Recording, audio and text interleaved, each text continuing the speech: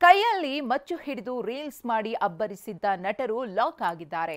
ನಿನ್ನೆ ಜೈಲು ಪಾಲಾಗಿದ್ದ ನಟರನ್ನ ಇವತ್ತು ವಶಕ್ಕೆ ಪಡೆದ ಪೊಲೀಸರು ಗ್ರಿಲ್ ಶುರು ಮಾಡಿದ್ದಾರೆ.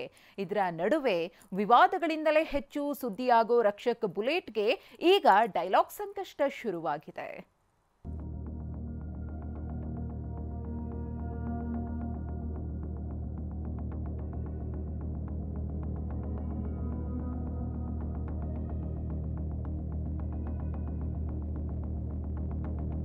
ತಾಯಿ ಚಾಮುಂಡೇಶ್ವರಿನೇ ಬೆಟ್ಟದಿಂದ ಇಳಿದು ಬಂದು ಸೀರೆ ಒಡವೆ ಎಲ್ಲ ಬಿಚ್ಚಿಟ್ಟು ಪ್ಯಾಂಟ್ ಶರ್ಟ್ ಹಾಕೊಂಡು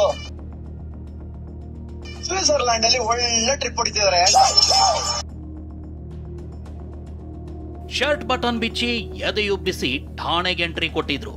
ಇದ್ಯಾವ ಲೆಕ್ಕ ಅನ್ನೋ ರೀತಿಯಲ್ಲೇ ಪೊಲೀಸ್ ವಿಚಾರಣೆಗೆ ಹಾಜರಾಗಿದ್ದ ನಟರು ಸದ್ಯ ಖಾಕಿ ಬಲೆಯಲ್ಲಿ ವಿಲ ವಿಲ ಅಂತಿದ್ದಾರೆ. ಒಂದು ದಿನ ಜೈಲ್ನಲ್ಲೇ ರಾತ್ರಿ ಕಳೆದಿದ್ದ ಬಿಗ್ ಬಾಸ್ ಸ್ಪರ್ಧಿಗಳು 3 ದಿನ ಖಾಕಿ ವಶವಾಗಿದ್ದಾರೆ.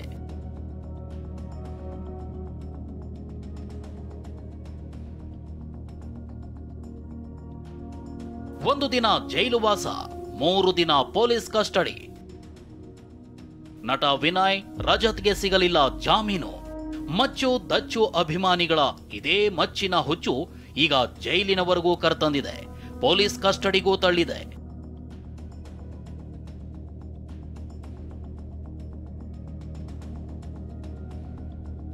ಕೈಯಲ್ಲಿ ಮಚ್ಚು ಹಿಡಿದು ರೀಲ್ಸ್ ಮಾಡಿದ್ದ ಬಿಗ್ ಬಾಸ್ ಮಾಜಿ ಸ್ಪರ್ಧಿಗಳಾದ ವಿನಯ್ ಹಾಗೂ ರಜತ್ ಮೇಲೆ ಸ್ವಯಂ ಪ್ರೇರಿತ ಕೇಸ್ ದಾಖಲಿಸಿಕೊಂಡಿದ್ದ ಬಸವೇಶ್ವರ ನಗರ ಠಾಣೆ ಪೊಲೀಸರು ನಿನ್ನೆ ಇಬ್ಬರನ್ನೂ ಬಂಧಿಸಿದ್ರು. ರಾತ್ರಿ ಕೋರ್ಟ್ಗೆ ಹಾಜರುಪಡಿಸ್ತಾ ಇದ್ದಂತೆ ಒಂದು ದಿನದ ಮಟ್ಟಿಗೆ ಇಬ್ಬರನ್ನು ನ್ಯಾಯಾಂಗ ಬಂಧನಕ್ಕೆ ನೀಡಲಾಗಿತ್ತು. ಈ ವೇಳೆ ಕೋರಮಂಗಲದ ನ್ಯಾಯಾಧೀಶರ ಮನೆ ಬಳಿ ರಜತ್ ಪತ್ನಿ ಕಣ್ಣೀರು ಹಾಕಿದ್ರು. ಇವತ್ತು ಇಬ್ಬರನ್ನು ಮತ್ತೆ ಕೋರ್ಟ್ಗೆ ಹಾಜರುಪಡಿಸಲಾಗಿದ್ದು 24ನೇ ಎಸಿಜೆಎಂ ನ್ಯಾಯಾಲಯ ವಿನಯ್ ಹಾಗೂ ರಜತ್ನನ್ನ 3 ದಿನ ಪೊಲೀಸ್ ಕಸ್ಟಡಿಗೆ ನೀಡಿದೆ.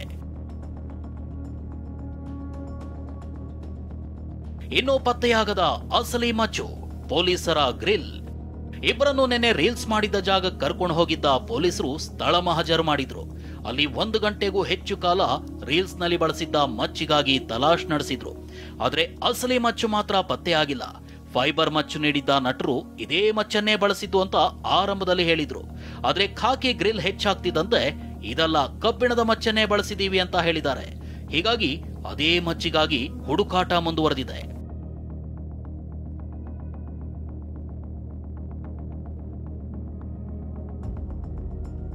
ಮತ್ತೊಬ್ಬ ಬಿಗ್ ಬಾಸ್ ಸ್ಪರ್ಧಿ ರಕ್ಷಕ್ಗೂ ಸಂಕಷ್ಟ.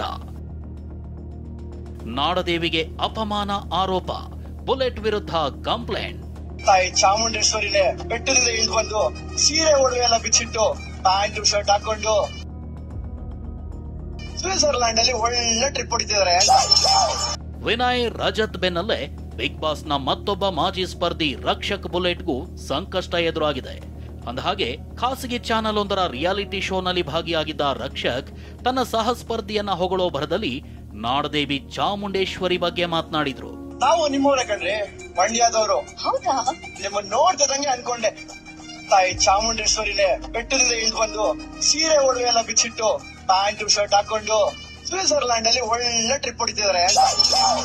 ಇದೇ ಮಾತಿನ ವಿರುದ್ಧ ಸಾಮಾಜಿಕ ಜಾಲತಾಣಗಳಲ್ಲಿ ಆಕ್ರೋಶ ಹೆಚ್ಚಾಗ್ತಿದೆ. ರಕ್ಷಕ್ ಮಾತಿಗೆ ಕೆರಳಿರೋ ಹಿಂದೂ ಸಂಘಟನೆಗಳು ಬೆಂಗಳೂರು ನಗರ ಪೊಲೀಸ್ ಆಯುಕ್ತರಿಗೆ ದೂರು ನೀಡಿದ್ದಾರೆ.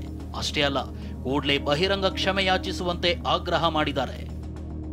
ತನ್ನ ಸಹ ಸ್ಪರ್ಧಿನ ಹೊಗಳೋ ಬರದಲ್ಲಿ ಏನ್ ಮಾಡಿದೆ, ತಾಯಿ ಚಾಮುಂಡೇಶ್ವರಿ ಚಾಮುಂಡಿ ಬೆಟ್ಟದಿಂದ ಕೆಳಗಿಲ್ದಿ ಸೀರೆ ಮತ್ತೆ ತಾಯಿ ಧರಿಸಿರುವಂತ ಸೀರೆ ಮತ್ತೆ ಒಡವೆಯನ್ನ ಬಿಚ್ಚಿಟ್ಟು ಪ್ಯಾಂಟ್ ಶರ್ಟ್ ಅಲ್ಲಿ ಓಡಾಡ್ಕೊಂಡಿದ್ದಾರೆ ಅಂತ ಹೇಳಿದ್ದಾನೆ.